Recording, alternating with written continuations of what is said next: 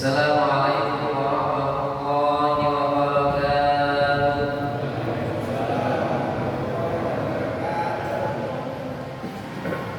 Bismillahirrahmanirrahim. Wassalatu wassalamu ala Rasulillah wa ala alihi wa sahbihi wa man walah.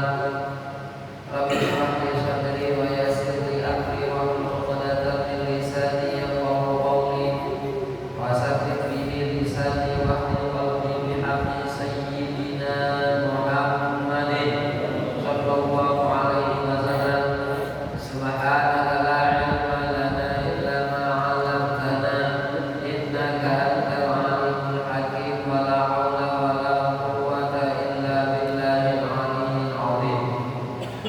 Allahumma shalli ala sayyidina Muhammadin al-fatihil lima ughliq wal khatim lima sabaq nasiril haqq bil haqq wal hadi ila siratikal mustaqim wa ala alihi wa sahbihi haqqa qadrihi wa miqdaril 'azim. Amma ba'd. Ma'asyiral muslimin wal muslimat, Bapak Ibu sekalian, jamaah Masjid Jami' Al-Ikhlas, jamaah Masjid Jami' Al-Ikhlas yang dirahmati dan dimuliakan oleh Allah Subhanahu wa taala. Alhamdulillah, pada kesempatan pagi hari ini kita dapat kembali berkumpul bermuajahah di majelis yang mulia ini dalam rangka bersama-sama kita thalabul ilmi, mengaji. Setelah kita tadi melaksanakan sholat subuh berjamaah yang dilanjutkan dengan pembacaan zikir, semoga oleh Allah Subhanahu wa taala pertemuan kita, duduk kita di majelis ini seiring dengan ridha Allah Subhanahu wa taala, ridha baginda Nabi Muhammad sallallahu alaihi wasallam, dan kita termasuk golongan yang telah disabdakan oleh baginda Nabi, man salaka thariqan yaltamisu bihi ilman sahalallahu lahu thariqan ilal jannah. Barang siapa yang berjalan untuk menuntut ilmu, maka kelak jalannya menuju surga akan dimudahkan oleh Allah Subhanahu wa taala. Ma'asyiral muslimin yang dirahmati oleh Allah Subhanahu wa taala, kita sudah memasuki 10 akhir daripada bulan suci Ramadan. 10 akhir dari bulan suci Ramadan itu merupakan tantangan besar bagi warga Indonesia. Kenapa kok tantangan besar?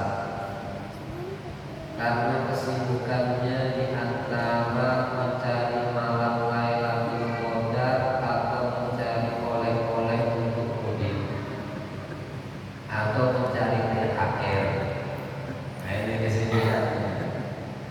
Tapi saya lihat jamaah sekalian, meskipun sudah memasuki 10 akhir, tidak disibukkan dengan duniawi, justru duduk di majelis ini untuk sama-sama kita belajar dan kita mengaji. Meskipun kita juga mengakui bahwasannya mudik itu merupakan tradisi yang di situ ada nilai syariatnya. Artinya apa? Kita mudik itu berpahala. Jadi bapak-bapak nanti setelah ini atau menjelang daripada bulan suci Ramadan, kalau di Indonesia itu ada tradisi mudik. Mudik itu pulang kampung halaman bagi yang punya kampung halaman. Tapi kalau sudah menjadi warga tetap perumahan Mutiara Indah, ya mudiknya ya di rumah saja. Rasulullah Shallallahu Alaihi Wasallam pernah menceritakan tentang seorang laki-laki yang kemudian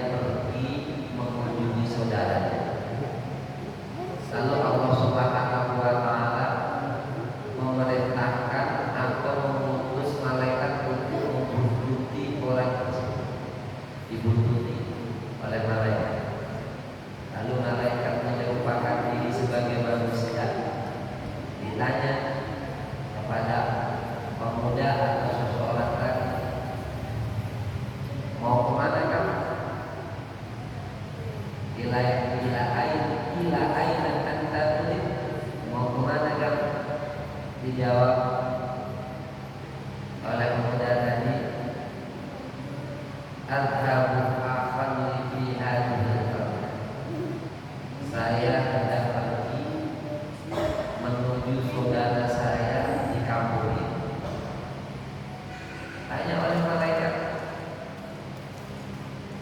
alaka min khidmatin tarawuha, apakah kamu hendak membalas kebaikan dia? Dia la ghairu anni uhibbuhu fillah. Tidak, saya tidak hendak membalas kebaikan yang pernah dia lakukan. Saya mengunjungi dia, datang kepadanya tidak lain karena saya cinta kepada dia karena Allah Subhanahu. Lalu sosok tadi itu yang bertanya, yang membuntuti Nabi, ketahuilah fa inni Rasulullah arsalallahu ilaika, sesungguhnya aku adalah utusan Allah, malaikat yang diutus oleh Allah untuk datang kepadamu dan untuk menyampaikan kepadamu fa innallaha yuhibbuka kama ahabba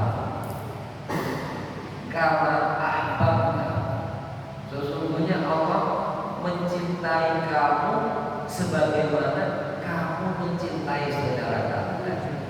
Nah, makanya kita menjelang bulan suci Ramadan biasanya itu saling mengunjungi, saling berziarah, kalau bahasa Arabnya. Kalau bahasa sini ziarah itu dapat kuburan, ya. Kalau bahasa sini, padahal ziarah itu mengunjungi bertabayun atau bertamu kepada saudara kita, teman kita, sejawat kita atau famili kita. Pahalanya apa? Allah akan mencintai kita sebagaimana kita mencintai mereka. Di atas daripada ziarah tadi ada pahala yang lebih besar, namanya adalah silaturahim. Kalau dalam kamus dan bahasa kita, silaturahim itu ya seperti ziarah, tapi dalam syariat silaturahim itu maknanya lebih spesifik daripada sekedar ziarah. Rasulullah Shallallahu Alaihi Wasallam bersabda, laisa wasil bil mukafi walakinal wasil alladhi qata'at rahimahu thumma awsalah. Yang dinamakan orang bersilaturahim itu bukan kepada sesamanya. Silah itu kan nyambung, rahim itu sana kami nyambung sana kami. Yang namanya nyambung itu sesuatu yang putus baru kemudian disambung. Nah, kalau sebelumnya tidak ada persoalan bukan nyambung namanya, itu pahalanya tadi yang kemudian disebut pahala tadayun, ziarah dan lain sebagainya. Silaturahim itu pahalanya besar, lebih besar daripada sekedar ziarah dan tadayun. Rasulullah menyampaikan, man arada ayyub salqa fi rizqihi wa yusa'a fi adaihi falyasir rahimah. Yang ingin rizkinya itu luas, melimpah dan umurnya panjang, maka sambunglah silaturahim. Dulu sebisa pernah renggang atau bahkan putus karena perbedaan pendapat dalam pilihan RT atau dalam pilihan lurah atau dalam pilihan bupati dengan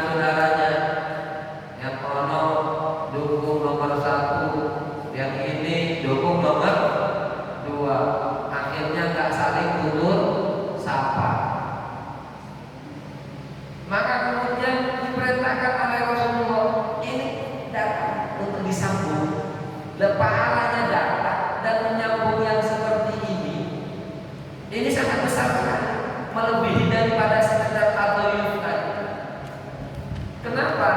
Karena famili dan kekeluargaan itu merupakan perintah dari Allah untuk kemudian dijaga dan ajaran pertama Islam.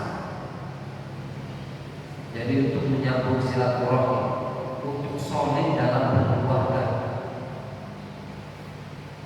Perintah sedekah itu yang pertama kepada orang tua, lalu al-aqrab yang dekat, kemudian yang dekat. Jangan sampai kita itu punya saudara, saudara kita kelaparan, tapi kita buka ya ngasih orang fakir miskin, tapi saudaranya kelaparan. Zawil kurba kita didahulukan. Termasuk diantaranya nanti adalah kami. Dan pentingnya merekatkan, menguatkan, menyatukan ikatan kekeluargaan tadi sampai baginda Nabi Muhammad SAW dulu pernah berwasiat kepada para sahabat sebelum Mesir ditaklukkan. Mesir itu ditaklukkan pada masanya Sayyidina Umar oleh Sayyidina Amr bin As. Tapi Rasulullah ketika hidup sempat berbicara tentang Mesir. Bagaimana? Kata Rasulullah, innakum satahuna Misr. Sesungguhnya kalian nanti akan menaklukkan atau membebaskan Mesir. Fastawsaw bi ahliha khairan. Maka perlakukanlah penduduknya itu dengan cara baik. Kenapa? Fa inna lahu bimmatan wa rahim. Au qala rawi bimmatan au sahra.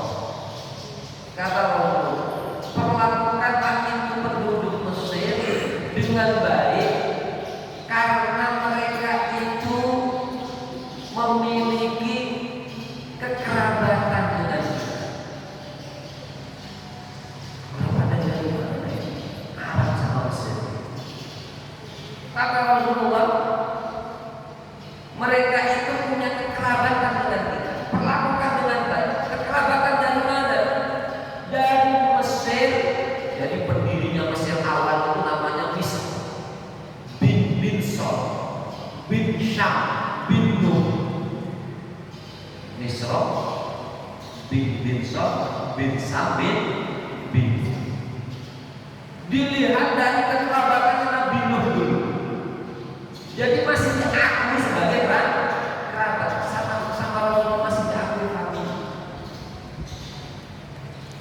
Rasulullah pernah menyampaikan fa inna lahu zimmatan wasifah, karena mereka itu besanan dengan saya. Orang Mesir itu besanan dengan Rasulullah. Dari mana? Karena Rasulullah punya istri namanya Mariyatul Qibtiyah. Punya istri Mariyatul Qibtiyah, orang Qibti itu orang Mesir, sehingga sang Mesir oleh Rasulullah itu dianggap besan. Karena kita mau menikah saja, mau menikah, aku kan nikah sama anaknya, apa urusannya? Ya kan?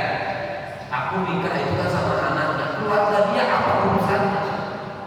Kalau Rasulullah menikah dengan Mariyatul Qibtiyah, sang Mesir itu dianggap sebagai besan. Jadi selalu ada alasan dalam Islam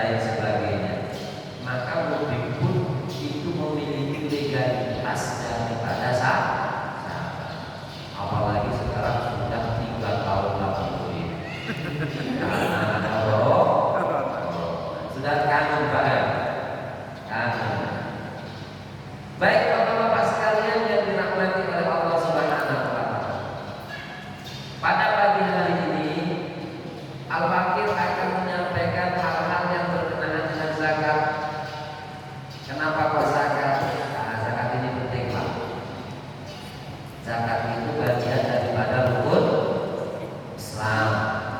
Dan zakat ini selalu disandingkan dengan sholat dalam perintahnya.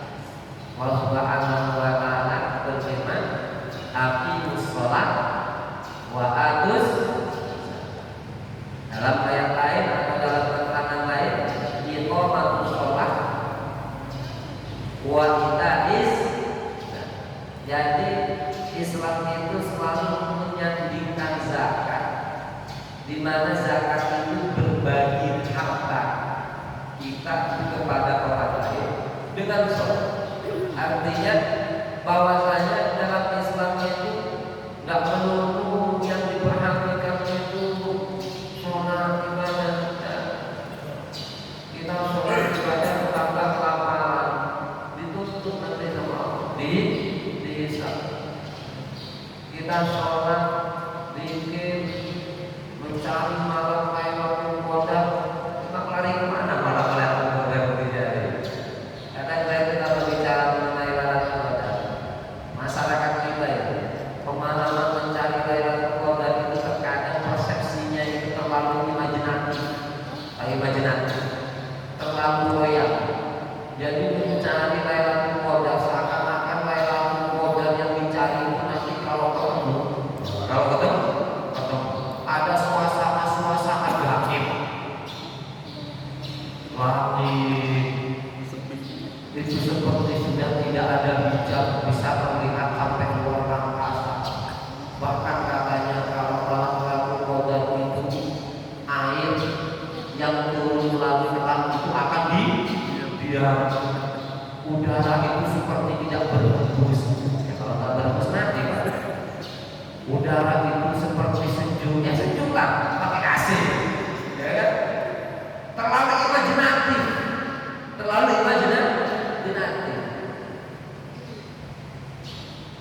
Padahal maksud mencari Lailatul Qadar itu sekiranya malam tersebut kita ini tidak sampai meninggalkan qiyamul lail. Minimal qiyamul lail apa? Sholat isya berjamaah, termasuk sholat tarawih berjamaah, witir berjamaah, termasuk pula tahajud di sepertiga akhir malam, meskipun tidak menyaksikan hal-hal yang gaib. Kadang karena kita itu terlalu terbawa pada hal-hal yang imajinatif, mencari Lailatul Qadar itu seakan-akan harus yang nemu kayak gitu. Padahal yang namanya khairun min alfi syahr, pokoknya malam itu kita ibadah. Mulai dari ba'da isya, mulai dari ba'da maghrib sampai terbitnya fajar. Maka ibadah di malam itu sama dengan ibadah selama 1000 bulan. Cuma kita terkadang terbawa dengan imajinasi yang seperti itu, sehingga terkadang orang cari malam Lailatul Qadar bukan di masjid, bukan sholat, tapi malah lihatin air, ya kan ya, malah datang keluar lihat bintang di Lailatul Qadar atau bukan ya. Jadi bukan zikir ya. Nah, ma'asyiral muslimin yang dirahmati oleh Allah Subhanahu. Apa itu zakat? Zakat itu merupakan ikhraju malin makhsusin ala wajhin makhsusin biniyatin makhsusin yusrafu li ta'ifatin makhsusin. Zakat itu adalah mengeluarkan harta tertentu. Jadi harta yang dizakati itu tidak semua harta. Yang dizakati harta tertentu. Zakat itu tidak berat. Kenapa? Tidak semua harta kita zakati. Yang dizakati itu harta-harta tertentu. Emas yang kita simpan mencapai 1 nisab. 1 nisab itu berapa? 1 nisab itu emas kira-kira 60 gram kalau tidak salah. Nanti akan saya terangkan sedikit.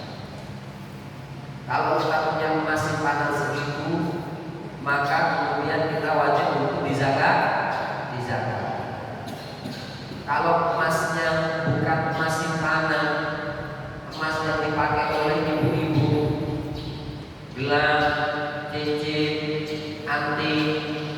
dipakai beratnya sampai 1 kilo misal, tidak wajib dizakat gitu, tidak wajib dizakat.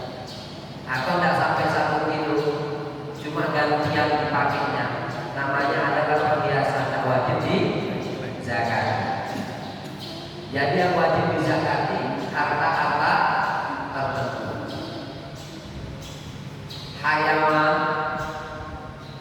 Hayawan ternak itu tidak semuanya wajib dizakati.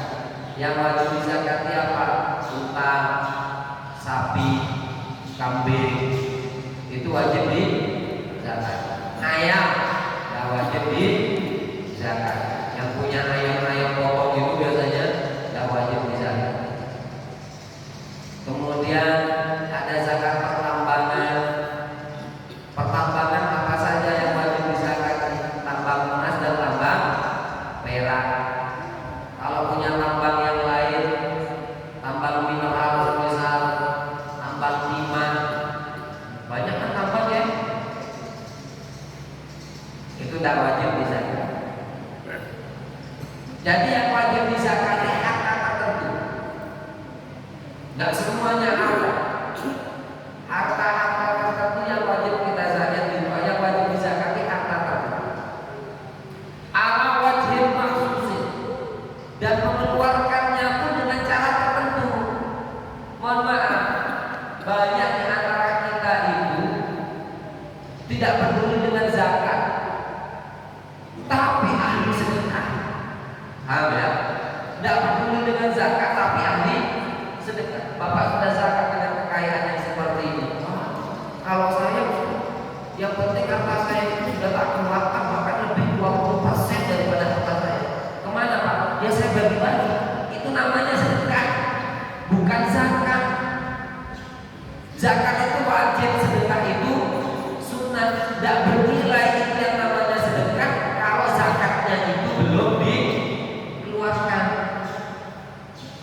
Kayak kita sholat sunnah dulu, duha sholat, witir sholat, apa lagi, tasbih sholat, tahajud sholat, duhur sama asar sholat, tidak ada gunanya. Karena yang wajib itu adalah sholat 5 waktu, sisanya tambahan. Banyak yang sama. Lalu bagaimana? Zakat itu dikeluarkan dengan cara tertentu, dan yang dikeluarkan dari uang kita adalah uang-uang tertentu, harta tertentu. Biniyatin makhsusatin, dan niatnya pun tertentu. Niat mengeluarkan zakat dihitung dengan rumusnya zakat dari harta yang wajib dizakati. Yusrafu atau yusrafu li ta'ifatin makhsusatin, dan ditasarrufkan, dikelola, diberikan kepada orang-orang tertentu. Tak sembarangan. Ustaz, saya itu sudah zakat. Zakat apa? Ya zakat harta saya. Ditasarrufkan kemana? Tak kasihkan ke masjid untuk bangun masjid. Tak sah itu zakatnya. Zakat itu diberikan kepada manusia, bukan benda mati. Tak sah kemudian diberikan kepada masjid. Begitu. Banyak. Bahkan kaedahnya zakat itu ditasarrufkan dengan cara tertentu dan kepada golongan tertentu. Golongan yang menerima zakat pun itu harus golongan yang satu balak dengan kita, satu daerah dengan kita. Bapak tinggal di sini, zakatnya di kampung halaman, tidak sah itu. Banyak itu ya, zakatnya di kampung halaman. Kalau bapak tinggal di sini, berurusan dengan masyarakat sini, ditolong oleh fakir miskin di sini, sedang dapat untung di bawah kampung. Jadi ada caranya zakat. Makanya kita akan berbicara mengenai zakat.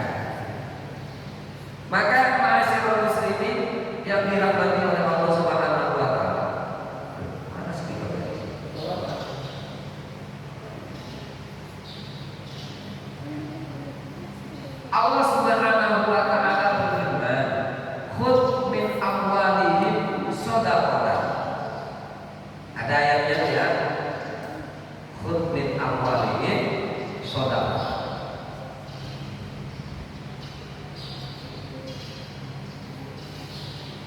Zakat. Allah Subhanahu wa taala berfirman, "Khudh min amwalihim shadaqah." Khudh, ambillah, suruh ambil sama Rasulullah. Suruh ambil. Siapa yang disuruh? Yang disuruh oleh Rasulullah itu ambil zakat. Suruh ambil min amwalihim, harta mereka, sedekah sebagai zakat. Sedekah di sini makna zakat. Kata Rasulullah, suruh ambil. Itu orang-orang kaya itu. Kamu datang ambil zakatnya. Minta. Bahkan kalau perlu bawa pedang dulu, bayar kalau zakat. Dulu itu. Sekarang ambil zakat buat proposal, Pak. Bayar zakat. Begitu kan? Padahal perintahnya tegas ini. Khud, wajib. Sekarang ambil zakat buat proposal. Kayak orang minta-minta. Dulu ambil zakat itu lebih keren daripada bagian pajak sekarang. Orang-orang pajak itu nggak galak sekarang. Kalau di HP kan dibalas-balas. TSA saya berkali-kali, ayo laporan. Ayo laporan. Nah, dibalas-balas, nggak laporan, datang ke nama pajak. Bahkan ada undang-undangnya katanya boleh bawa apa namanya alat keamanan gitu ya. Iya, ada undang-undangnya juga. Dulu lebih gampang daripada itu. Nah, sekarang bagian pajak bawa proposal, Pak. Ayo, kita punya program, silakan salurkan zakat kepada kita. Padahal perintahnya min amwalihim shadaqah. Makanya ambil zakat. Yang kamu bayar benar. Dapat tidak? Ya kan tidak? Tapi jangan kalah-kalah. Takutnya nanti di demo kan di sini. Nah, apa saja yang suruh ambil daripada zakat itu? Ada zakat mal, ada yang namanya zakat fitrah, fitrah tulisannya. Ada zakat mal, ada zakat fitrah. Zakat fitrah itu yang kemudian disebut zakat nafsi. Nah, ini yang kita bayar di setiap bulan suci Ramadan. Kalau tidak dibayar, maka pahala puasa kita terkatung-katung di langit. Kalau ini tidak harus menunggu bulan suci Ramadan. Kalau sudah 1 tahun, maka wajib dibayar. Sudah nyampe 1 besok, wajib dibayar. Tidak nunggu bulan suci Ramadan. Zakat tijarah semisal perdagangan. Bapak mulainya tanggal berapa dagang itu? Tanggal 10 Januari. Berarti nanti 9 Januari itu sudah harus dikrus hartanya. 9 Januari tahun yang akan datang. Lalu kemudian dikeluarkan zakatnya. Rugi Ustaz. Kalau zakat mal tijarah nggak ada untung rugi. Punya modal 50 juta di awal Januari, ya kan? Berkembang aktiva lancarnya hingga mencapai 150 juta aktiva lancarnya barang yang diputar itu, maka kemudian wajib dizakati 2,5%. Punya modal kita untuk dagang 1 miliar sampai di akhir tahun, aktiva lancar yang kita perdagangkan itu tinggal 500 juta, artinya rugi. Wajib dikeluarkan zakatnya 2,5%. Kan rugi Ustaz. Rugi ataupun untung zakat tijarah kalau sudah masuk dalam 1 tahun dan 1 nisab wajib untuk dizakat. Ini. Nah, kalau ini enggak, yang zakat fitrah ini, yang zakat fitrah ini khusus, tidak nunggu 1 orang menutupi bulan suci Ramadan dan sebagian daripada sawal, maka wajib untuk membayar zakat.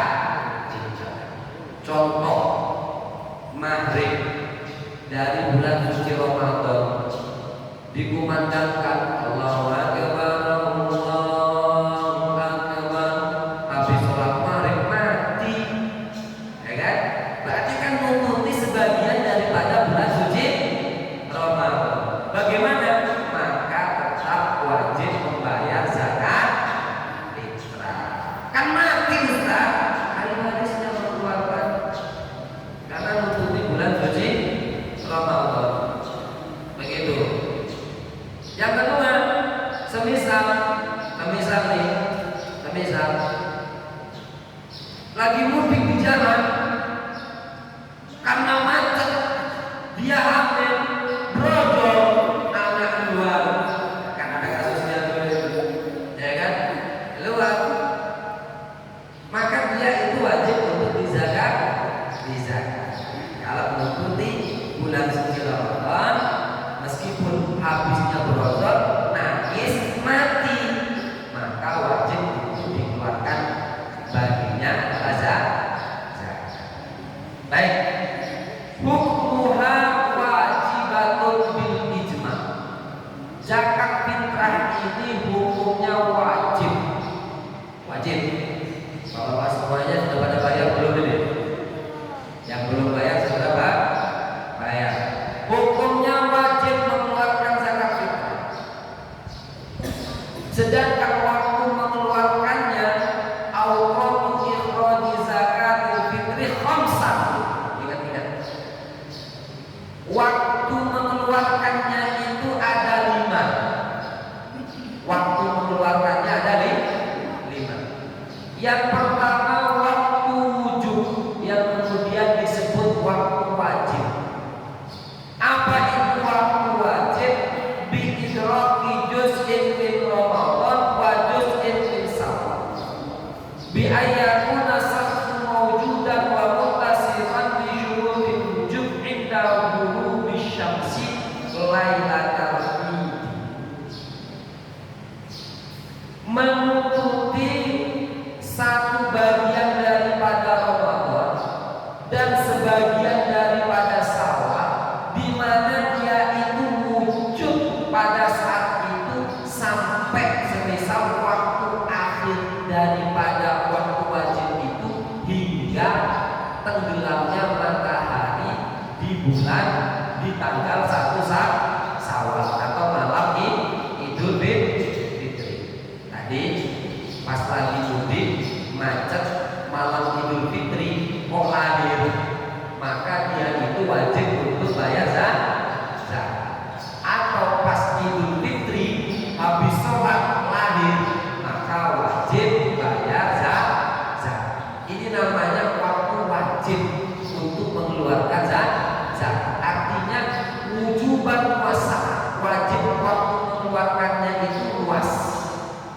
Mulai dari dia itu ada ketika menutupi di bulan suci Ramadan sampai tenggelamnya matahari. Jadi boleh membayar zakat fitrah setelahnya sholat itu boleh. Wajib memang wajib. Nah, yang kedua waktu fadilah. Waktu yang utama kita mengeluarkan zakat fitrah itu kapan?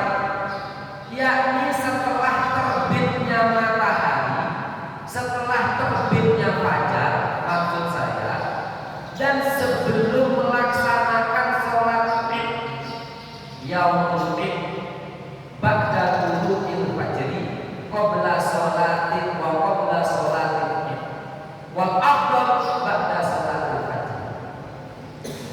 Malam hari raya itu setelah terbitnya fajar, sholat subuh, ya kan, sampai kemudian sebelumnya melaksanakan sholat Idul Fitri. Itu waktu yang paling utama membayar zakat fitrah. Tapi jangan repotin orang ya. Ngerti maksudnya? Itu panitia zakat sudah cukup itu Pak.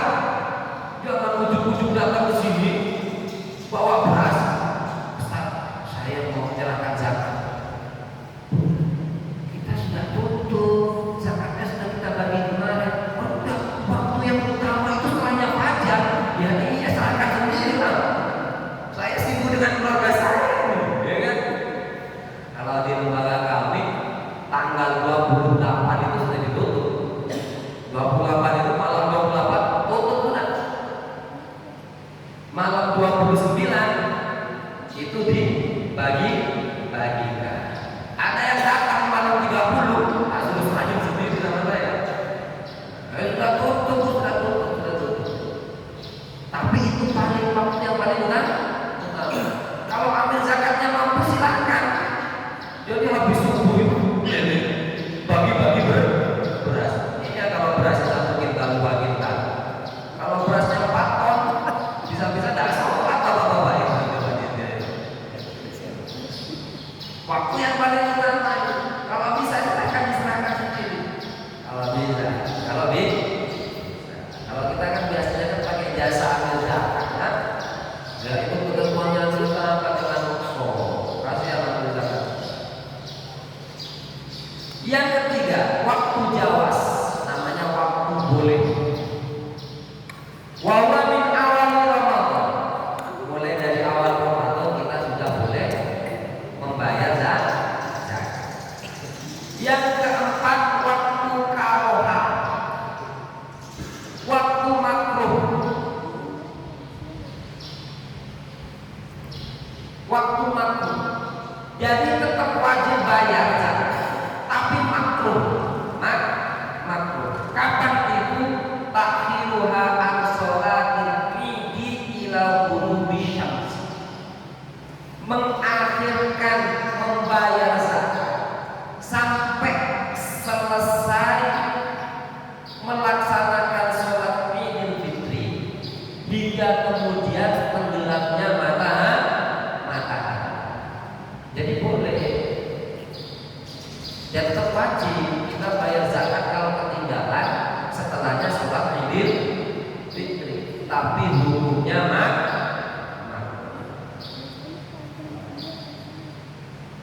Yang kelima, waktu hurmah haram, dosa.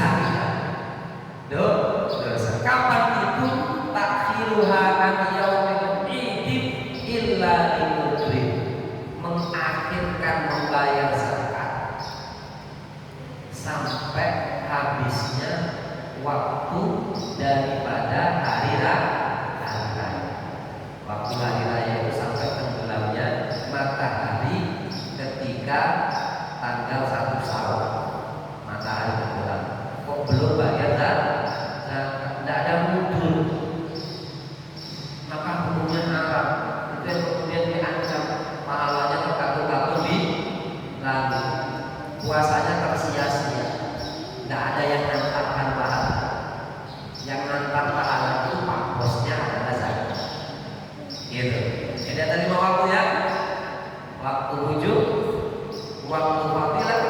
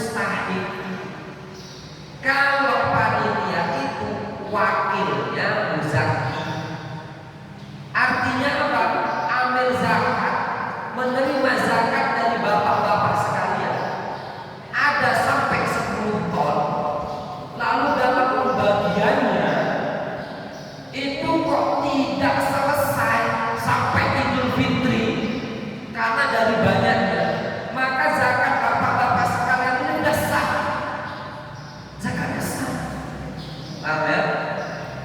Karena kita itu dengan menyerahkan kepada amil zakat, zakat kita sah. Meskipun naudzubillah uang zakat kita itu semisal naudzubillah itu diselewengkan oleh amil zakat, zakat kita sudah sah. Beda kalau kita itu menyerahkan zakat kepada panitia. Panitia itu wakil kita. Kalau dalam tasawuf zakat panitia syarat mutasawufan, zakat kita tidak sah. Gitu ya. Dari banyaknya sampai kemudian tidak selesai pembagiannya, hingga kemudian perginya atau terlewatnya hari raya Idul Fitri, maka kemudian zakat yang tidak terselesaikan itu tidak sah. Ini kalau panitia zakat, bukan amil zakat. Beda. Amil zakat itu memiliki bagian 12,5% daripada zakat. Apabila dia tidak digaji oleh pemerintah, punya bagian 12,5%. Jadi kalau menerima zakat 100 juta, 12,5%-nya berarti 12.500.000 itu adalah haknya amil. Ya, kemudian dikelola oleh amil untuk transportasi, untuk sarana, untuk kemudian uang lelah dan lain sebagainya, hanya amil.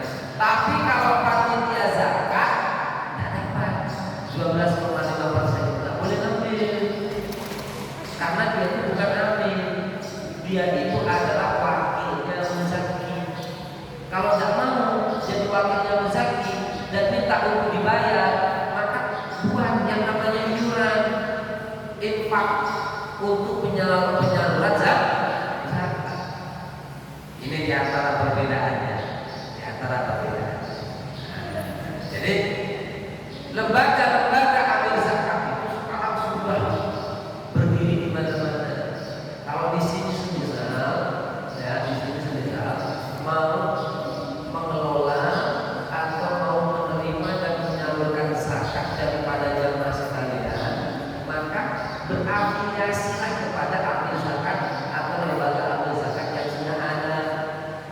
Saya tanya, katanya di sini sudah berafiliasi kepada siapa? Kepada Lazismu. Nah, bagus. Ada Lazismu. Kalau Nu itu punya N, kalau yang Nu punya Muhammad, dia ada rumah zakat, ada Izi, ada dompet duafa. Dompet duafa itu nyambung zakat apa? Banyak gitu ya. Banyak lembaga zakat Sidogiri, banyak lembaga zakat yang lain. Ada lembaga amil zakat Sidogiri, punya pesantren Sidogiri. Nah, berafiliasi kepada lembaga tersebut atau minimal minta SK kepada Kemenag daerah. Ada Kemenag daerah, Kementerian Agama daerah, KUA, SK sebagai amil zakat atau unit penyaluran zakat, unit penerimaan dan penyaluran zakat. Maka ini lembaga ini dikatakan resmi, cuma dalam lingkup yang kecil. Apa lingkup yang kecil? Ya cari zakatnya, nerimanya cuma masyarakat sini, Bang. Tidak usah ke perumahan sentral, Pak. Tidak usah ke perumahan sana. Ya, cuma lingkungan sih. Nah, ini waktu dilaksanakannya atau waktu pembayaran zakat ada 5 waktu. Lalu berapa yang wajib dikeluarkan?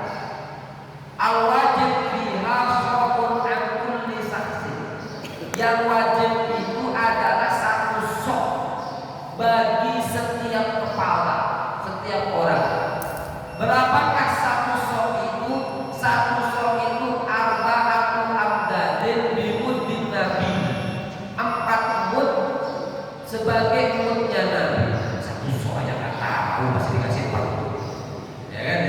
sudah, kita krus dengan nilai atau timbangan yang biasa kita gunakan, yakni adalah 2 kilo 75, 2 kilo 7 ons setengah, 2 kilo 7 ons setengah.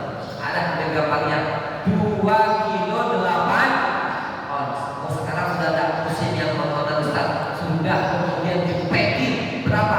3 kilo. Lebih itu lebih baik. Lebih itu lebih baik. 3 kilo. 3 kilo menggunakan makanan pokok di lingkungan atau di daerah masing-masing. Apa makanan pokok kita di sini? Beras. Berarti 3 kilo itu dengan menggunakan beras.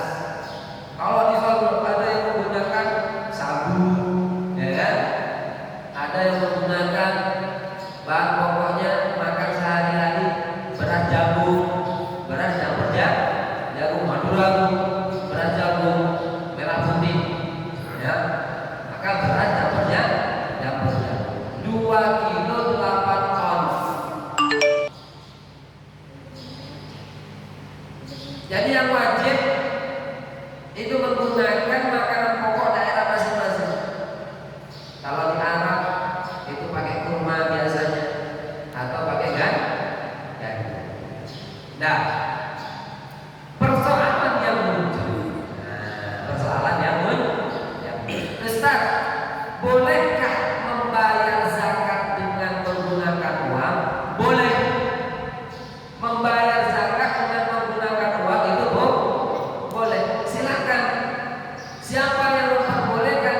Yang memperbolehkan itu adalah mazhab Imam Abu Hanifah. Mengeluarkan zakat dengan menggunakan uang. Tapi mazhab Imam Abu Hanifah itu, Imam Abu Hanifah mengeluarkan uang itu di mana beliau menyampaikan zakat itu harus menggunakan komoditi yang masuk dalam Al-Quran, baru boleh dikeluarkan. Yang tertulis dalam Al-Quran apa? Gandum, ya kan? Namanya bur. Kemudian kurma, zabib, anggur kering. Itu madhab Syafi'i, madhab Abu Hanifah. Jadi sebenarnya kalau kita mau zakat menggunakan uang, maka hitungnya bukan pakai 30.000 3 kilo itu atau 35.000. Jadi hitungnya pakai harga gandum atau harga kurma. Berapa harga gandum atau kurma? 1 kilonya bisa nyampe 80.000, ya kan? Berarti harusnya 120.000. 120.000 harusnya seperti itu, setengah sok, bukan 1 sok kalau madhab Hanafi. Tapi diijtihadi oleh ulama-ulama kita, tidak masalah, jangan diambil pusing. Boleh kita mutalafik asalkan tidak sampai merusak pada hukum atau mengganggu, ya kan ya, kepada aspek-aspek hukum yang pokok, sehingga di MUI, di Basnas dan lain sebagainya dikrus dengan menggunakan uang. Ada yang kemudian 35.000, ada yang 40.000, ada yang 45.000. Kita krus masing-masing. Dan ketika membayar dengan uang itu tidak perlu untuk kemudian diberikan beras, langsung diberikan uangnya. Tidak boleh. Ada kemarin panitia tanya, Ustaz, bolehkah kemudian panitia itu, panitia yang bukan ambil itu, panitia itu menjual belikan beras kepada calon muzaki. Saya jawab, kalau jual belinya itu sebelumnya akad ya, sebelumnya akad zakat, maka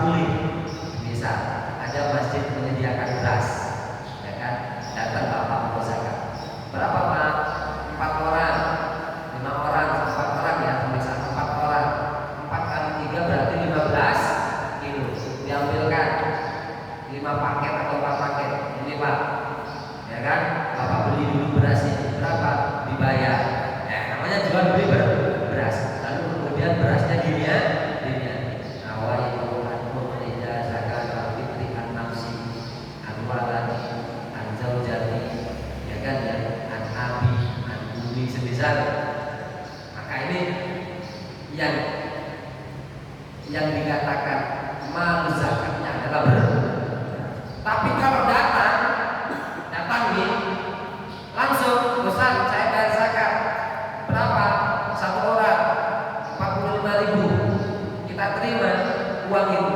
Tidak serta-merta kemudian uang itu setelah diterima dibelikan beras 3 kilo. Berasnya belinya 3 kilo berapa? 35.000. Terus yang 10.000 kemana? Untung. Ini bukan untung itu. Tahu ya, itu bukan untung. Kalau memang mau dibelikan beras, wajib dibelikan semua. Karena 45.000 tadi itu adalah harus zakat.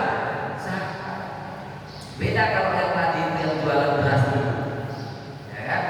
Panitia kulaannya beras itu 1 kilonya 10.000. Lalu kemudian dijual kepada calon rezeki itu 12.000. Berarti panitia punya untung 2.000, ya kan ya, per 1 kilonya. Kalau 1 ton, nah kan lumayan kan?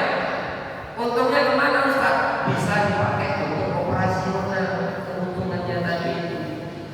Karena tadi itu zakatnya berupa beras. Karena panitia nggak boleh ambil bagian daripada zakat.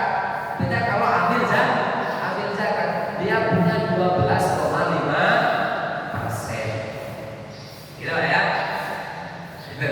Jadi caranya kalau ingin panitia punya dana operasional itu bisa jual beli beras, nggak apa-apa, ambil untung. Ya. Terus atau bisa juga tadi pakai infak operasional, dan juga bisa takmir masjid memprogramkan kegiatan daripada panitia zakat itu dengan dana operasional yang diambilkan dana kemaslahatan mas. Ini mengenai zakat. Nah, selanjutnya singkat aja ya. Niat zakat. Oh, zakat tadi itu diniatin ya. Niatnya tidak harus menggunakan lisan. Niat itu cukup dalam hati. Ini zakat aku, ini zakat anakku, ini zakat istriku. Kalau istrinya banyak, kalau istrinya satu ya, ini zakat istriku saja. Gitu. Biasanya kan ada kwitansinya itu habis bayar zakat.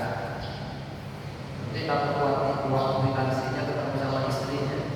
Ini siapa Allah? Saya kan nggak punya nama. Ini siapa saya? Bingung yang punya apa? Ya kan ya? Nah,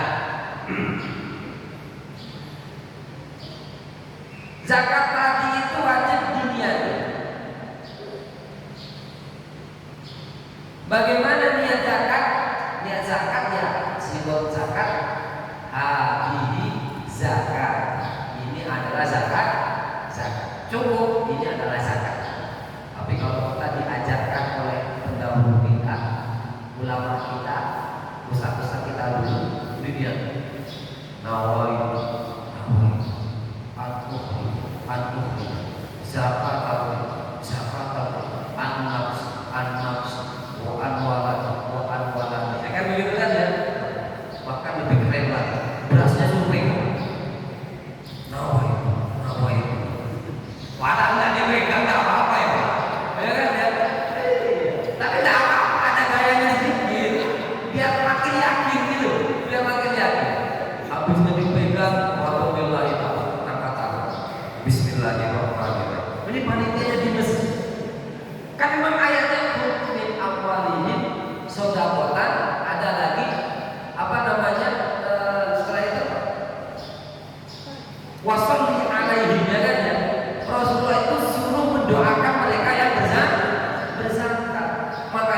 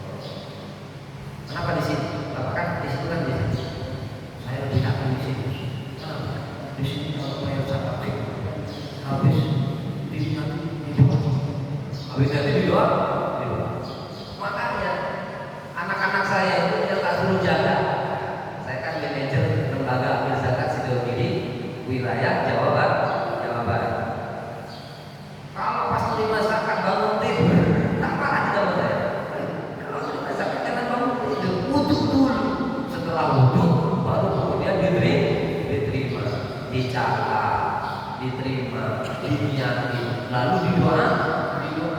Jadi orang itu kan inna sholata sa'a.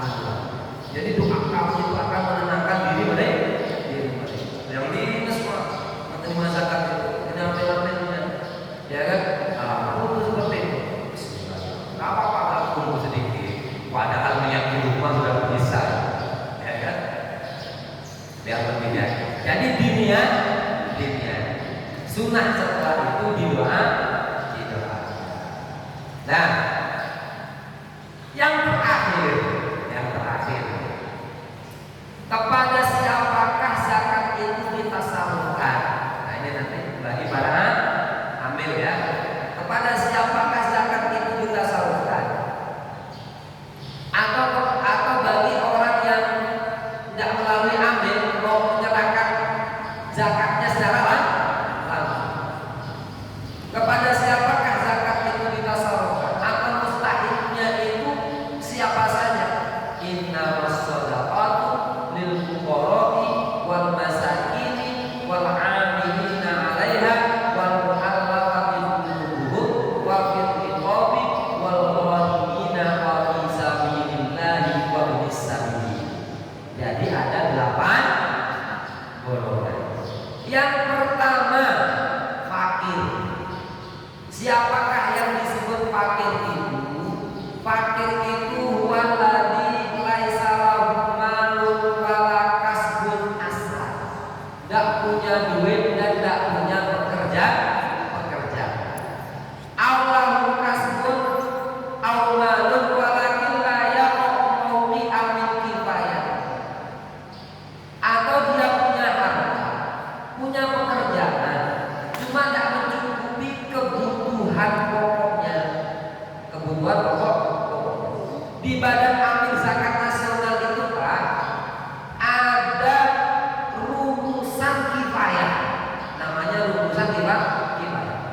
Orang itu dikatakan memiliki kifayah dalam kehidupannya itu bila memiliki penghasilan berapa dalam satu hari, atau punya duit berapa dalam satu hari. Lalu kemudian dikelaskan untuk Jawa Barat minimum penghasilan sekian. Untuk Jawa Barat nanti masih dibagi, ada Kabupaten Bekasi, ada Kabupaten Karawang dan lain sebagainya. Gitu ya. Jadi beda-beda.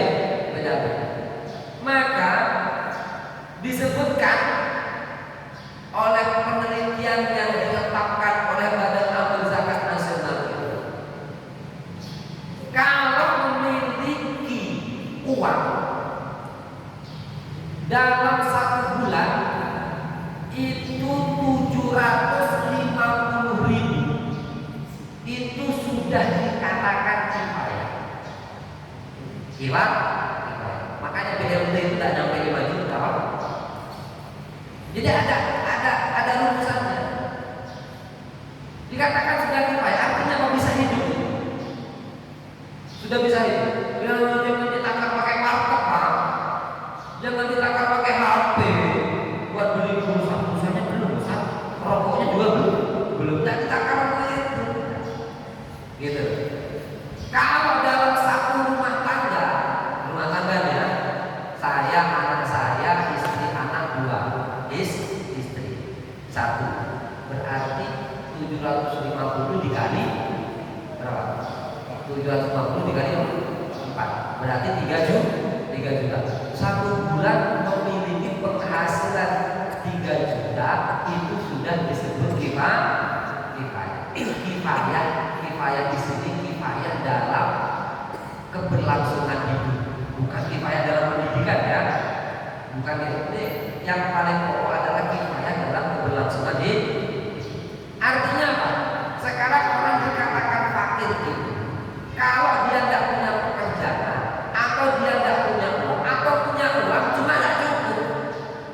Ada tukang sapu yang biasanya di pinggir jalan itu, emak-emak yang sudah tua-tua itu biasanya juga tukang sapu janda-janda. Saya tanya, berapa satu bulan ibu kerja sini digaji? 400.000.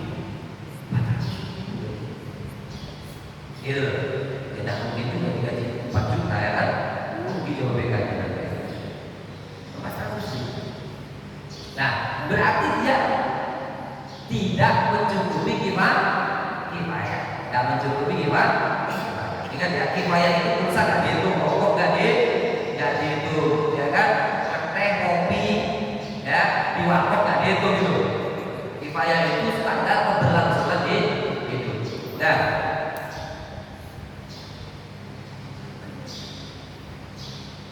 saya itu pernah memberikan zakat di tubuh saya.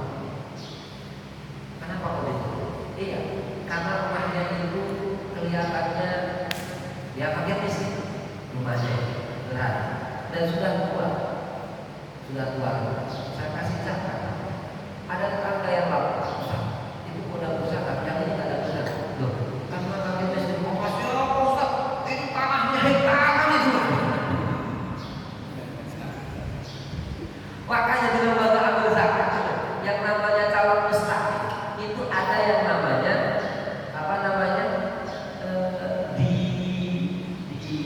diteliti, tahu diteliti, disurvei oleh lembaga amil zakat. Oh, ini pendapatannya berapa, pendapatan kerjanya dan lain-lain. Itu disurvei, nggak cuma ya mohon maaf, biasanya kan lembaga amil zakat atau amil zakat panitia itu kan cuma kira-kira doang. Ini mau bagian kemana? Ayo ingat, di RT 1 ada berapa? Di RT 2 yang kelihatan kayaknya itu miskin. Sudah dikasih ada lampu kalau saya tangan jadi tahu. Gitu. Nah, ini yang namanya fakir punya ya kan ya penghasilan tapi tidak mencukupi, di bawah 50%. Standar hidup untuk makan 1 bulan itu semisal kalau di Cikarang itu sampai 900.000 satu orang ya, standar atau 800.000. Dia punya penghasilan itu kok cuma 400 atau 200.000, maka ini termasuk fakir, termasuk fakir. Kalau miskin punya pekerjaan cuma tidak nyampe kifayah, punya penghasilan tidak nyampe kifayah. Tadi standar pendapatan itu ya, standar pendapatan itu adalah berapa? 900 atau 800, dia itu cuma punya penghasilan 700 atau 600. Itu maka dia itu miskin. Ya, kalau bapak nih penghasilannya berapa Pak di PT? Saya gajinya usah 3 juta. Oh 3 juta. Anak berapa Pak? 5. Istri 2. Oh miskin apa itu? Lah kan dibagi. Per kepala adalah sekian standar. Karena kita memiliki kewajiban untuk membiayai anak-anak tadi itu dan juga istri. Nah, fakir dan miskin. Nah ya. Yang ketiga, amil itu yang dipekerjakan oleh imam untuk menarik zakat. Dia punya bagian 12,5%. Di perundang-undangan kita 12,5%. Dibahas, tak boleh lebih ya, tak boleh lebih. Meskipun dapatnya banyak, tak boleh lebih. 12,5%. Kalau di yayasan atau di lembaga amil zakat 12,5% itu tidak langsung dikasihkan kepada amil. Jadi amilnya itu kan yayasan berbadan hukum. Jadi 12,5% itu masih dipakai operasional, masih dipakai kantor, ya kan, bayar listrik, bayar ini, bayar itu dan lain sebagainya. Paling mentok nanti petugasnya cuma dapat berapa persen? 5%, 7% atau berapa persen? Gitu. Ada manajemen keuangannya masing-masing setiap lembaga. Nah, kalau semisal di sini hanya zakat fitrah saja yang dikelola, maka 12,5% tadi itu bisa dipakai untuk operasional plus sebagai hak. Yang ketiga, yang keempat, mu'alaf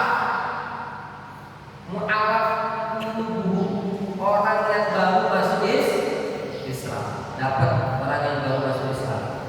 Ya kalau masuk Islamnya sudah 3 tahun, 4 tahun itu bukan mu'alaf lagi itu, suruh cari sendiri, ya. Mu'alaf. Yang keempat, mukatab, budak yang memiliki perjanjian dengan sayyidnya itu merdeka. Sekarang sudah tidak ada ya, sudah tidak Yang keenam, gharim. Orang yang punya hutang. Orang yang punya hutang dan hutangnya bukan untuk kemaksiatan. Semisal hutangnya itu untuk mengislah, mendamaikan orang yang sedang gegeran berantem. Dia sampai punya hutang, bilang ini duit saya berantem, tidak ketemu itu. Akhirnya saya sudah. Nih, biar ini kamu tak kasih, ini kamu tak kasih. Sudah tetap berantem ya, selesaikan semuanya. Akhirnya saya punya hutang. Itu saya punya hak untuk kemudian menerima zakat. Tapi jangan sobat. Nanti bapak dapat ambil zakat. Nih, saya punya hutang. Kemarin situ berapa? Ayolah, kan begitu kan ya? Boleh. Maksa tugasnya nanti.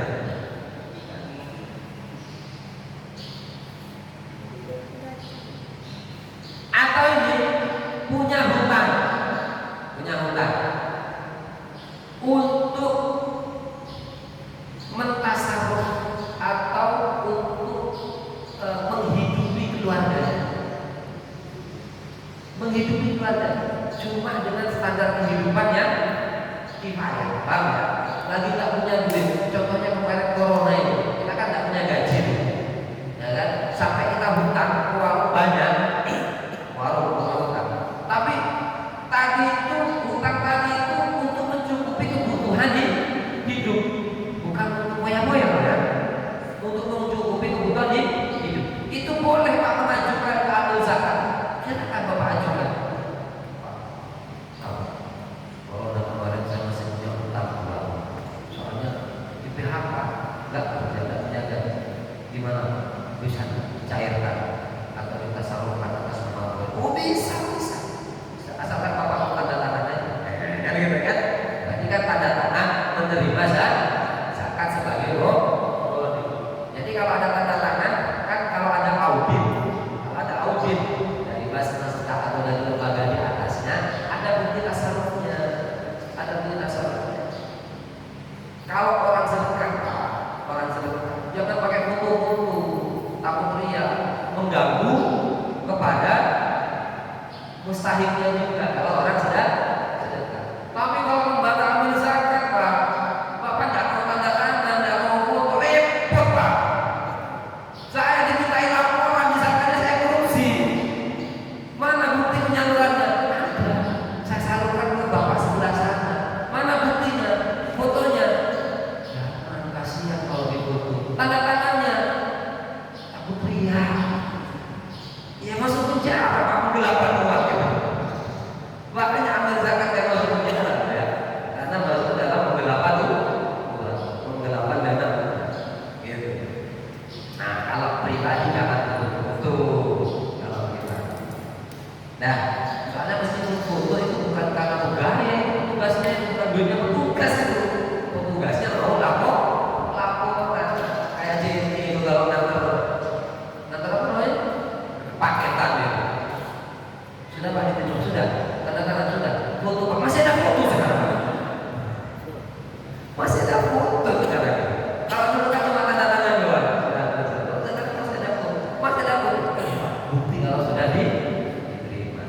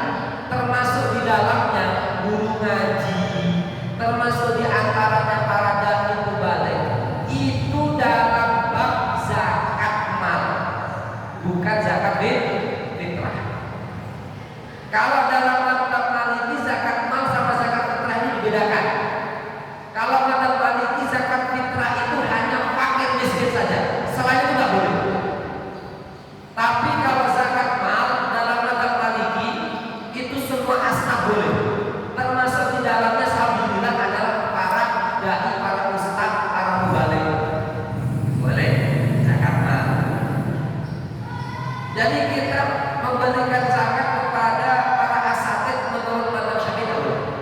Ya enggak, Bu? Enggak boleh. Apalagi sekarang ustaznya kaya-kaya, Pak. Banyak duitnya. Kenapa? Banyak amplopnya. Bisa. Ya. Jadi tidak masuk. Yang kedelapan Ibnu Sabil. Ibnu Sabil itu orang yang dalam perjalanan, ya, dalam perjalanan, dan dia tidak memiliki nafkah, tidak memiliki muknah atau pokos untuk menyelesaikan perjalanannya, maka dia berhak mendapatkan zakat fitrah. Baik, bapak-bapak sekalian yang dirahmati oleh Allah Subhanahu wa taala. Demikian tadi penjelasan zakat. Sebelum saya tutup, saya beri kesempatan bapak-bapak sekalian untuk bertanya. Silakan. Ya. Assalamualaikum warahmatullahi wabarakatuh. Waalaikumsalam. Ini benar tadi Bapak terangkan bahwa zakat itu wajib. Apa? Zakat itu wajib kan Pak ya? Oh iya, zakat wajib. Ini Pak, orang tersebut itu sudah membayar zakat Pak, tetapi menurut panitia zakat